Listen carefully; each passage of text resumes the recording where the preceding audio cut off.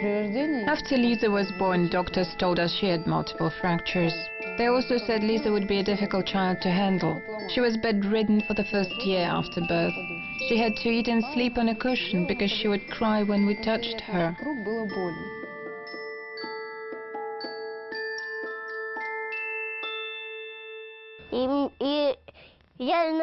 I probably fell from the chair, and I fell from the sofa, and that didn't hurt at all. But then I fell off the armchair, and I broke my leg. I cried for a while, and then I fell asleep. But why? Why? Why? Why did it have to be us?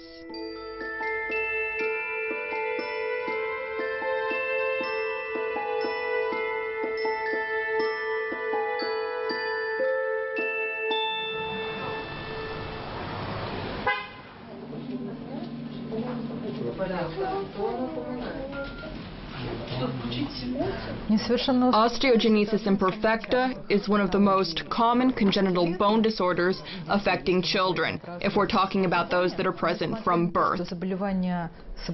Sufferers have brittle bones and are at risk of multiple fractures, but their mineral metabolism is in good order. The ailment is due to faulty collagen formation. As the main protein in connective tissue, collagen is the basis of the human skeleton.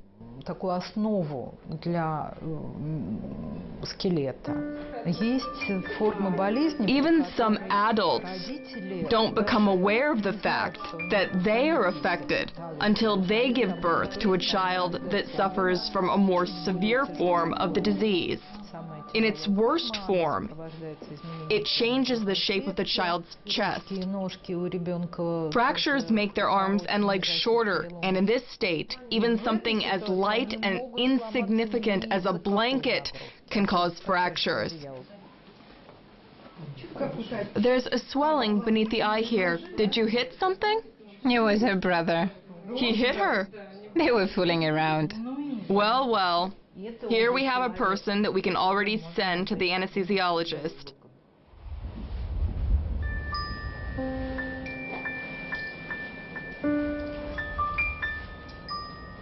Now we're going to have an orthopedic surgery. Most likely it's going to be done on the left shin, but strictly speaking, both should be operated on. But then we'll begin with the left one simply because it's so deformed that it prevents her from resting on both feet.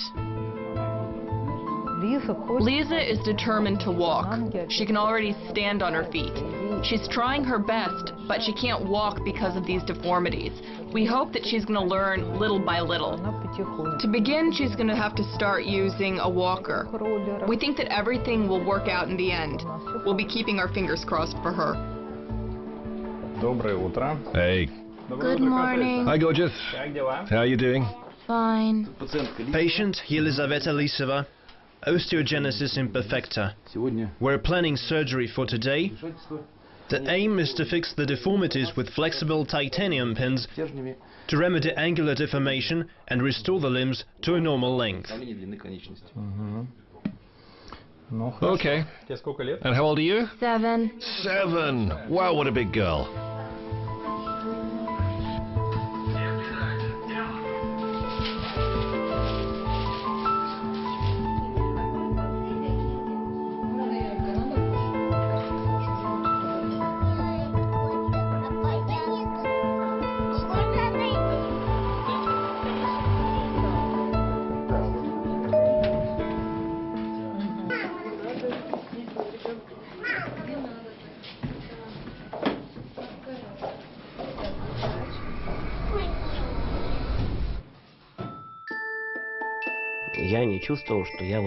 I didn't think I was an outsider. My older twin brothers are totally healthy. My younger brother is okay too. My father suffered from brittle bone disease, but he could walk using crutches. Our mother left us because she felt the problem was too much for her. And after that, my father had to take on her role in the house too.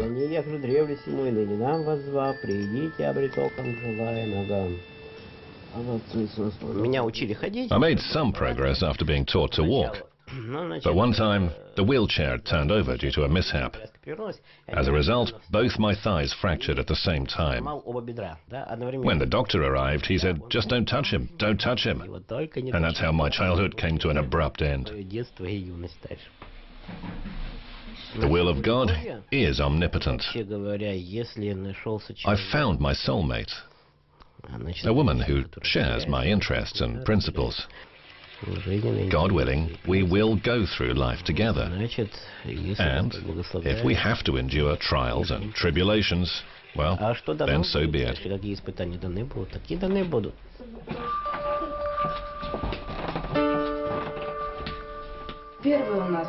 Our first child was born on the 1st of February 2003. When I was 15 weeks pregnant, my child was diagnosed with the disorder. But fortunately, there was no internet at the time, so I was not aware of how serious the condition actually is. The geneticist who was in charge of Arseny said to me, "You had been warned about everything. It was your decision to either give birth or to terminate the pregnancy." My second pregnancy was out of the blue. None of us could figure out when it could have happened. We were just staring at each other and shrugging our shoulders. That's how teenagers behave in similar situations. Michal is our second child. He's okay. We had been under a great deal of pressure not to have a second child, especially considering that my wife Oksana would be running the risk of dying during childbirth. The argument was simple. It was this: should she leave this world, there'd be no telling what might happen to the first child. But thank goodness that never came to pass. Dad, was that disease passed on to me by any chance? Look, here I am with a kitten. I like playing with kittens. I didn't pick up the disease, did I? No, Mikhail, you didn't. Uncle Fyodor, Uncle Boris, and Uncle Yuri didn't either. But I did. And I passed it on to Maria and Arseny. That's how it is. In the overwhelming majority of cases, the failure of just one gene is enough for osteogenesis imperfecta to be inherited. The risk of those affected passing the disorder on to their children is 50%.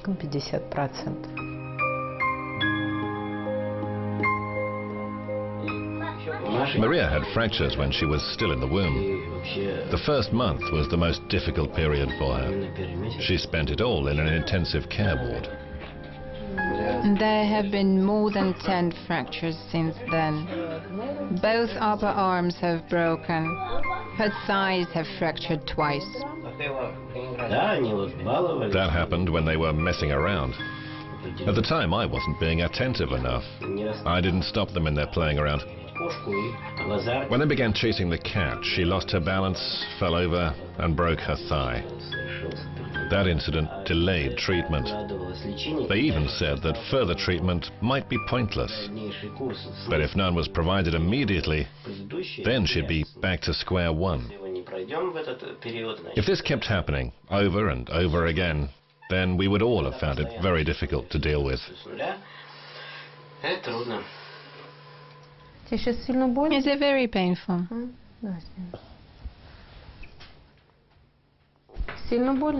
Does it hurt? Where is the pain? Here? Or here? Here. That's where it's supposed to be. Where did it hurt yesterday? Do you remember? Okay, it's best to forget about it. Mama came with me to the lift, and that was it. Then they took me away, and after that, I didn't feel anything.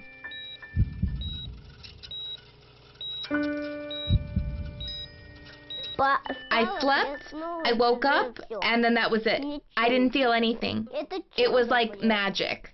I was worried about some technical aspects rather than the operation itself. Anything could have happened. The operation was successful, but of course it's hard to look at a child after being under anesthetic.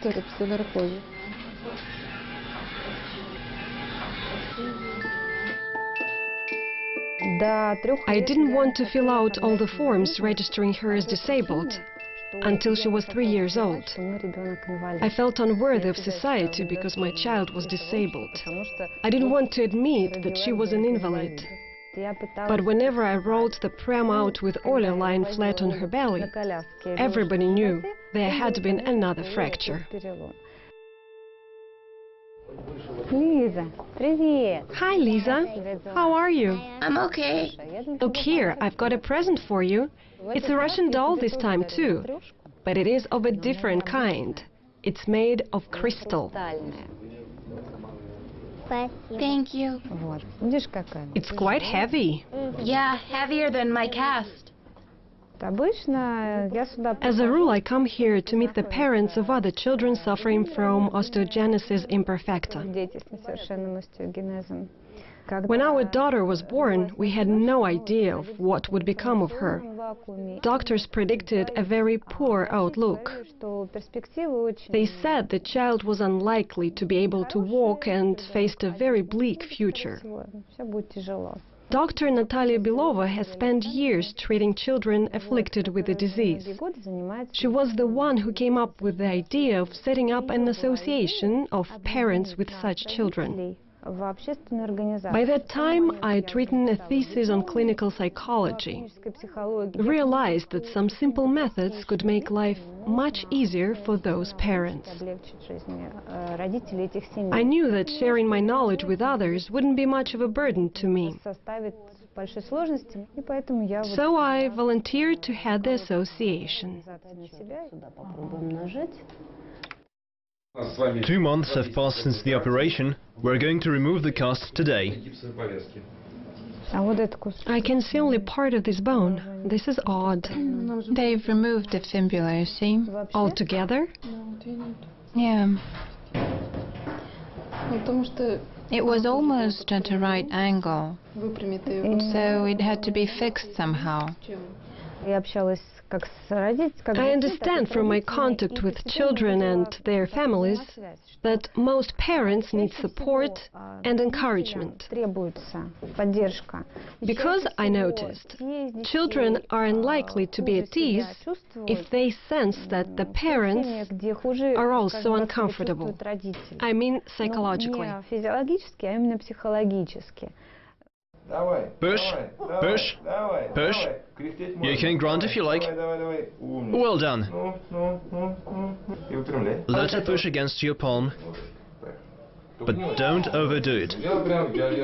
Be gentle. Can you pull at the sock? Can you reach out? Right, do the same with the other hand. Do you need it to rest against it? Clutch your toes now. It's like a yoga exercise.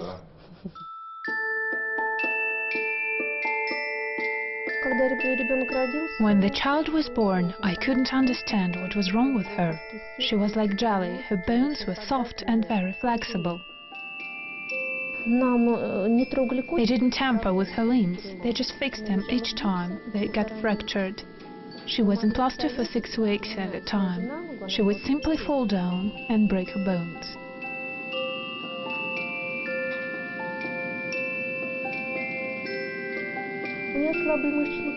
Her weak muscles don't support her spine properly. A half-hour walk is enough to make her spine shorter through the process of compression. I do exercises with her. I think she feels more comfortable when I'm by her side. What's most difficult is making her realize that she must help herself by getting stronger through exercise. Most of the children playing in the courtyard are boys. They keep Lena at arm's length. Lena can't take part in simpler games because there aren't enough girls around. She does need contact with other people. I see that she wants to communicate with the world. She knows she has admirers, and that's a source of inspiration for her.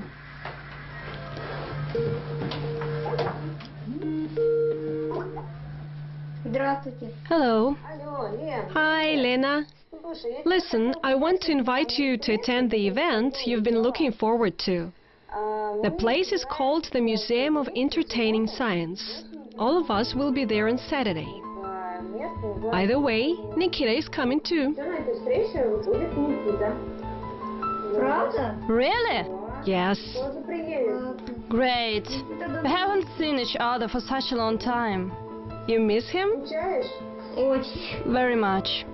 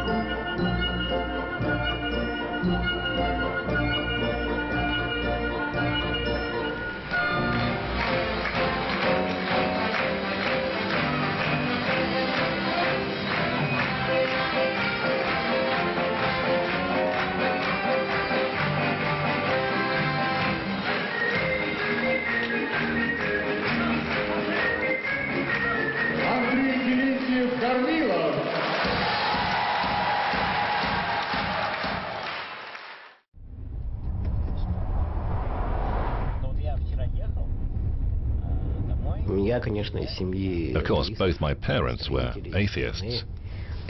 They were among those people who built the Soviet Union. And in those days, it wasn't all that easy to express your faith here in the 20th century. But when I started to live on my own, then I was baptized. That's when I was 26 years old.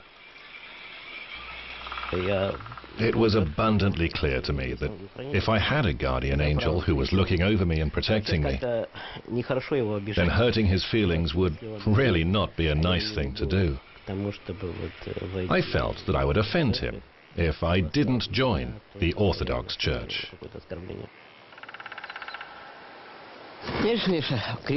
Michael, look at that cross here in this holy place. The entire family of royal martyrs was murdered in 1918, and their holy remains were burned here. Those of Alexei, the heir apparent, and his sisters. That's why this is a holy place. They pray for us. Do you understand?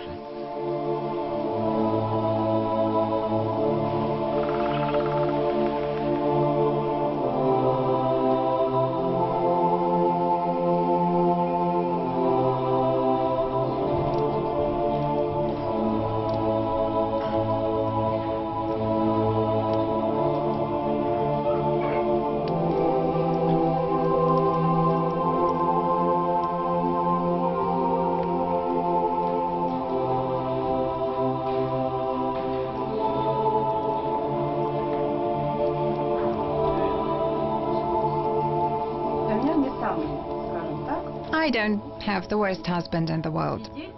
My children aren't too problematic either. Things aren't so dreadful that I have to complain and weep all the time. The world is a tough place to live in. I'd like the children to be more self-reliant without being dependent on other people.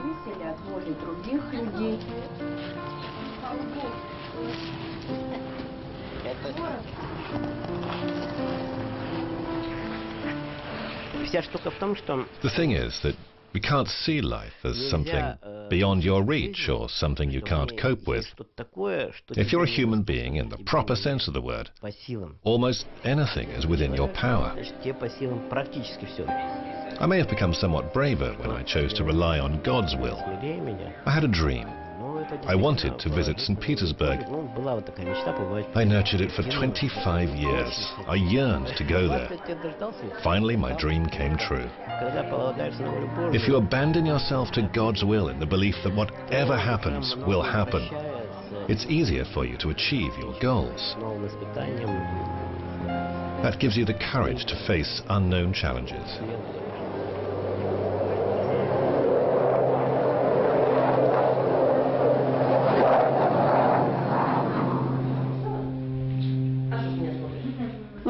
Mama told me either we're going to go to school or study at home. I said I'm going to go to school, like all children.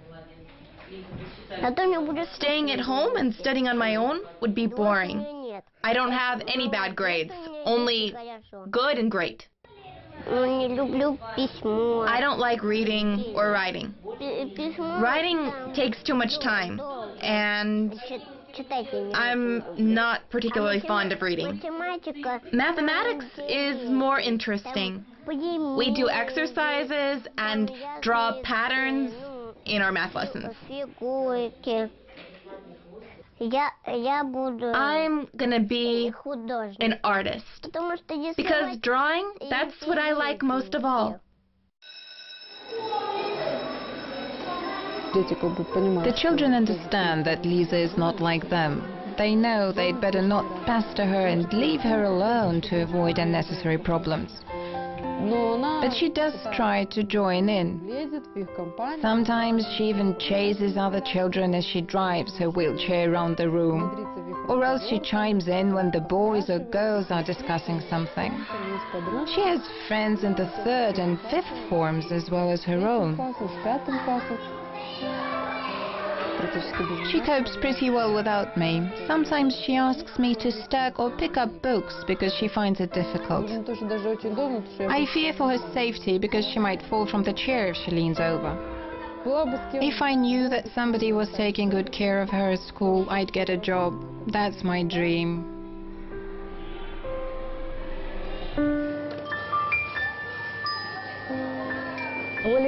Oля has turned my life around. Before she was born, I wasn't aware of what the world is like for disabled people. It really was beyond my perception. I sensed that their problems provided me with a host of opportunities for reassessing my values. Now I communicate with an entirely different kind of people, interesting people. My life has taken quite a different turn, and I like it very much. My first wish was to bring them together so that parents could see one another and children could realize they weren't the only ones suffering from that disorder. They need to know that other children have been diagnosed with the same disease, but they lead a normal life all the same. Here they can do what they like. It's very important for parents to know how their children feel. They should allow them to move as much as they can. You run a risk by doing so, but it's a risk worth taking, because you know why you're taking it.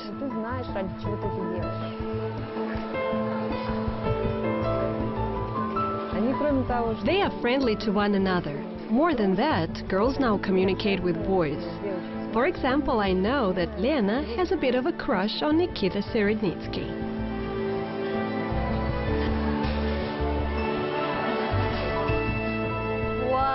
Wow, it's so beautiful. Thanks. You're welcome. When Nikita and I first met, we had plenty to talk about. I was glad to learn that there was somebody else like me. He likes playing online games. If I find a new game, he plays it with me. He sends me messages as soon as I'm on the internet. I prefer doing things with children in wheelchairs. I would like to meet more people, so that I could visit them for birthdays and other parties.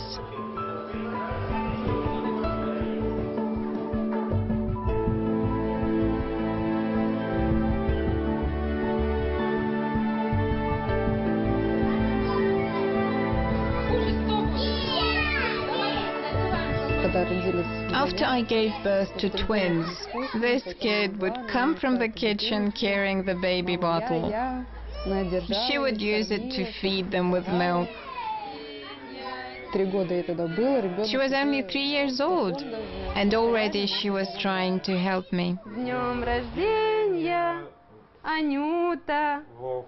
С днем рождения вас! I wish you happiness and health. I hope that you'll be kind and well behaved. I love you. I love you. Blow out. My husband says that when we're gone, the other children will take care of her. No doubt about that. It's great to have such a large family. It is such a blessing.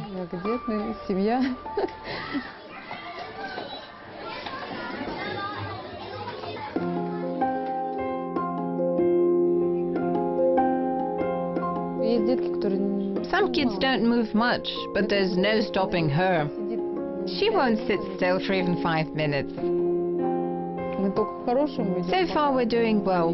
This concerns both the state of her health and the state of our family. I think we can congratulate ourselves. We've taught her that she can have a good life. She knows that there's a good deal of interesting, useful and entertaining things in this world. She will never face a situation where nobody needs her. Honestly, if I had a child diagnosed with osteogenesis imperfecta, I wouldn't have a problem with that. I'd be glad if it happened in my life. It's because I know these children so well, and they're full of optimism, and I know that they're going to go very far in life. Any parent has to be proud of such a child. I just wish that there were no tears and there was no pain.